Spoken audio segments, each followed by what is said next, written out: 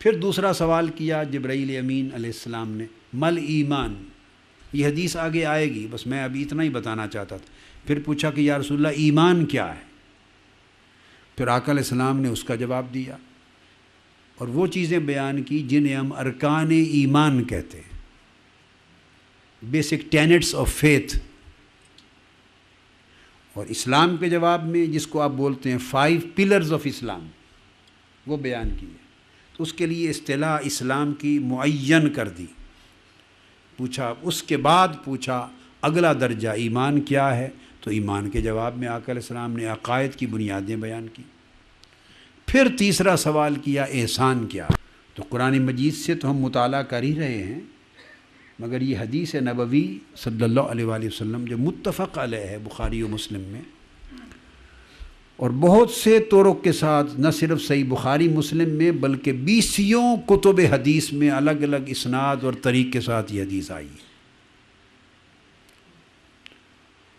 اور سیدنا عمر فاروق رضی اللہ تعالیٰ عنہ حدیث کے راوی، تو اس میں جو میں عرض کر رہا ہوں، اس میں یہ 3 مرتبے سیدنا جبرائیل امین کے سوالات اور آقا علیہ السلام کے جوابات کی صورت میں بالکل واضح کر دیے گئے، تینوں مرتبے۔ تب تمام سوالات کر چکے، آقا علیہ السلام جواب دے چکے، تو پھر سیدنا جبرائیل امین روانہ ہو گئے۔ حضور علیہ الصلوۃ والسلام نے صحابہ کرام سے فرمایا تمہیں معلوم ہے یہ کون تھا؟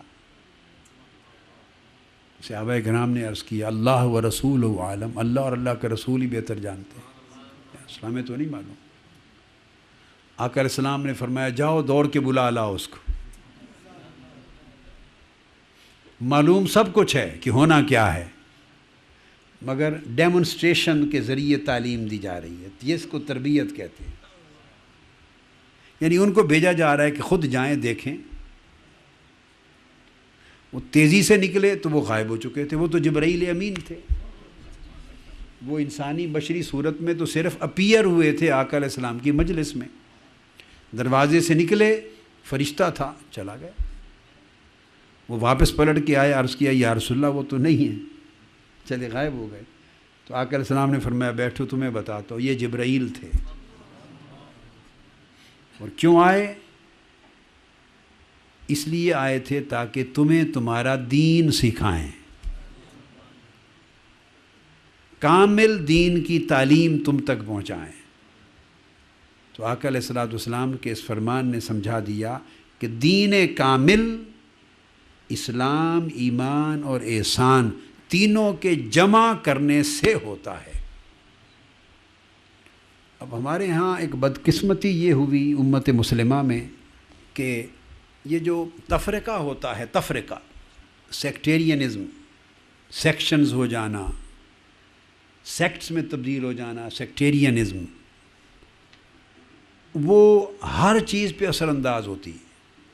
انسان کی سوچ بھی ٹکڑوں میں بٹ جاتی، وفاداریاں بھی دھڑوں میں تقسیم ہو جاتی، کانسیپٹ بھی ٹکڑوں میں تقسیم ہو جاتے ہیں، تو دین کا تصور بھی پیسز میں، ٹکڑوں میں ہو جاتا ہے۔ کوئی طبقہ اس ٹکڑے کو قابو کر لیتا ہے، اور جو ٹکڑا اس کے ہاتھ میں آتا ہے وہ کہتا ہے یہی اصل دین ہے۔ دوسرا طبقہ اس دین کا ایک اور ٹکڑا لے لیتا ہے، ہوتا سارا کچھ دین میں سے ہی ہے، مگر ایک ایک ٹکڑا پکڑ لیتے ہیں، اور وہ کہتا ہے کہ جو ہمارے پاس ہے یہی کل دین ہے، اور یہی دین کی صحیح تعبیر ہے۔ ایک تیسرا طبقہ تیسرے دین کو، حصے کو لے لیتا ہے۔ بات کو سمجھ گئے نا؟ محبت بھی بٹ جاتی، کیا؟ ایک کہتا ہے محبت صرف اللہ کے لیے خالص، ایک محبت صرف رسول صلی اللہ علیہ وآلہ وسلم کے لیے خالص سمجھتا ہے، ایک طبقہ محبت صرف صحابہ کرام کے لیے خالص کر دیتا ہے، ایک طبقہ محبت صرف اہل بیت کے لیے خالص کر دیتا ہے۔ آپ دیکھتے ہیں یا نہیں؟ ہر چیز تقسیم ہو جاتی، پورا دین ٹکڑوں میں بٹ جاتا ہے، اور دین کی جو کلیت ہے، ٹوٹیلٹی، وہ نہیں رہتی۔ پھر وہ اپنے ذوق اور اپنے مزاج اور اپنے عقیدہ یا اپنے فکر، اپنے رجحان کے مطابق پھر اس ٹکڑے کی روشنی میں بقایا دین کی جتنی تعلیمات ان کی بھی تعبیر کرنے لگتا ہے، انٹرپریٹ کرتا ہے۔ اس سے تفرقے پیدا ہوتے ہیں، مسلک اور دھڑے اور مختلف شخص وجود میں آتے ہیں۔ نقصان کیا ہوتا ہے کہ دین کل کا تصور معدوم ہو جاتا ہے، ناپید ہو جاتا ہے۔ اور ایک اور چیز ہاتھ اس سے پھر جب جماعتیں بن گئیں جب ہماری امت میں، اور خاص طور پہ اس ایک صدی میں، اور تحریکیں وجود میں آ گئیں، گروپس بن گئے، تو انہوں نے ایک سٹیپ اور آگے بڑھ کے سنگل پوائنٹ ایجنڈا لے لیا، لوگوں کو، نوجوانوں کو کسی ایک سنگل پوائنٹ پر مرکوز کر کے اور پھر برین واش کیے۔ سب سے زیادہ آسان کام ہے سنگل پوائنٹ ایجنڈا پر کسی تحریک اور جماعت کو قائم کرنا اور برین واش کرنا، سب سے آسان کام۔ میری بات سمجھیں؟ کم صلاحیت والے لوگ بھی سنگل پوائنٹ ایجنڈے پر نوجوان نسل کو بڑی آسانی سے برین واش کر لیتے۔ کبھی کبھی میں کہا کرتا ہوں اپنے احباب کی مجلس میں کہ سب سے مشکل کام میں نے کیا ہے، اپنے آپ کو مشکل میں ڈالا ہے، مصیبت میں ڈالا ہے۔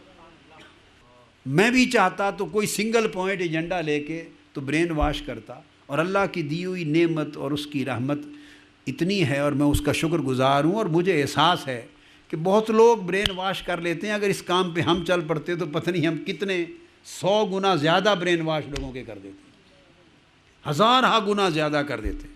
یہ چٹکی کا کھیل ہے، مگر سب سے بڑی دشمنی اور عداوت ہے دین اسلام کے خلاف۔ دین تباہ ہو جاتا ہے، نسلیں برباد ہو جاتی ہیں۔ ہم نے اپنے آپ کو مصیبت میں کیا ڈالا کہ ہم نے 2 کام کیے۔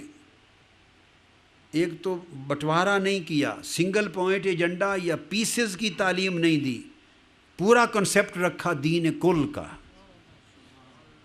دین کل کا، یعنی محبت کو بٹنے نہیں دیا۔ کہا کہ تصوف کا درس دیا تو سارا درس از اول تا آخر عشق الہی پر ہو گیا۔ تصوف سارا توحید اور محبت الہی ہے۔ کیا؟ تصوف سارا توحید اور محبت الہی ہے۔ شان رسالت مآب اور سیرت طیبہ صلی اللہ تعالیٰ علیہ وسلم کا درس ہوا تو آقا علیہ السلام کے عشق اور محبت کے جام پلائے۔ صحابہ کرام کی بات آئی تو وہ محبت، تعظیم و تکریم اسی قوت شد و مت کے ساتھ اس دامن کو تھام لیا۔ اہل بیت اطہار کی بات ہوئی تو پھر ان کی محبت کے جام پلائے نہر رواں کی۔ اولیاء، صالحین اور عباد اللہ المقربین کی بات ہوئی تو اسی طرح ان کی محبت سے منسلک کیا۔ ہم نے ساری محبتیں جو ایک ہی چشمے سے نکلی تھی ان کو یکجا کیا۔ تو ایک تو دین کل کا تصور، اور دوسرا جو تصور دیا وہ ماڈریٹ ویژن دیا، توسط اور اعتدال پر، امتاً وسطاً لتکونوا شہداء علی الناس، اعتدال کا تصور دیا، کسی سمت انتہا پسندی نہیں سکھائی۔ اور سب سے مشکل کام کسی طبقے کو، کسی جنریشن کو، کسی نسل کو کسی فکر پر، فلسفے پر جمانا اعتدال کے تصور کے ساتھ سب سے مشکل ہوتا ہے۔ آپ انتہا پسندی کی راہ پہ لگا دیں، 1 منٹ لگتا ہے، منٹ سے میری مراد مہینے لگتے ہیں، اس پہ جم جاتے ہیں لوگ۔ انتہا پسندی کا میسج ایسا ہے، برین واش ہو جاتا ہے، لوگ جم جاتے ہیں۔ میں اس کی مثال نہیں دینا چاہتا، بڑی سب کچھ دنیا میں ہو رہا ہے آپ کی آنکھوں کے سامنے، جو تباہی ہو رہی ہے۔ دہشت گردی کیا ہے؟ سنگل پوائنٹ ایجنڈے پر برین واش ہوئے ہیں۔ انتہا پسندی کیا ہے؟ ایکسٹریمزم کیا ہے؟ سنگل پوائنٹ ایجنڈے پر برین واشنگ ہے۔ نہ دین کل کا تصور دیا ہے اور نہ دین معتدل کا تصور دیا ہے۔ کیا؟ نہ دین کل کا نہ دین معتدل کا۔ جب اعتدال کی بات کرتے ہیں تو ڈائلیوٹ ہو جاتی ہے بات، تو تصور دینا جس میں اعتدال اور ماڈریشن ہو، اس ماڈریشن کی اپنی ایک نیچرل جو خوبی ہے، اس میں وہ چیز ڈائلیوٹ ہو جاتی ہے، کنسنٹریٹڈ نہیں ہوتی۔ ڈائلیوٹ تعلیم دینا اور پھر لوگوں کو جمانا کام سمجھ گیا نا بات؟ بڑا مشکل کام۔ یہ پیغمبروں کی تعلیم تھی، یہ انبیاء اور رسول لے کر آئے تھے علیہم السلام۔ یہ میسج جو لے کے زندگی میں چلیں گے وہ صحیح متبعین ہیں انبیاء اور رسول اعظام کے۔ اب یہی صورتحال ہے، کسی کے ہاتھ میں اسلام کا جو امپلیکیشن میں نے بتایا وہ احکام ظاہری پر امپلیکیشن ہے، جو ظاہری احکام ہیں، نماز پڑھنا، روزہ رکھنا، حج کرنا، زکوٰۃ دینا، حلال پہ عمل کرنا، حرام سے بچنا، اوامر کا اہتمام کرنا، نواہی سے اجتناب کرنا، یہ جو احکام ظاہر ہیں یہ سارا سبجیکٹ اسلام کا ہے۔ تو کچھ لوگوں نے ظاہری اعمال پہ زور دے دیا اور سارا دین فقط ظاہری اعمال کو بنا دیا۔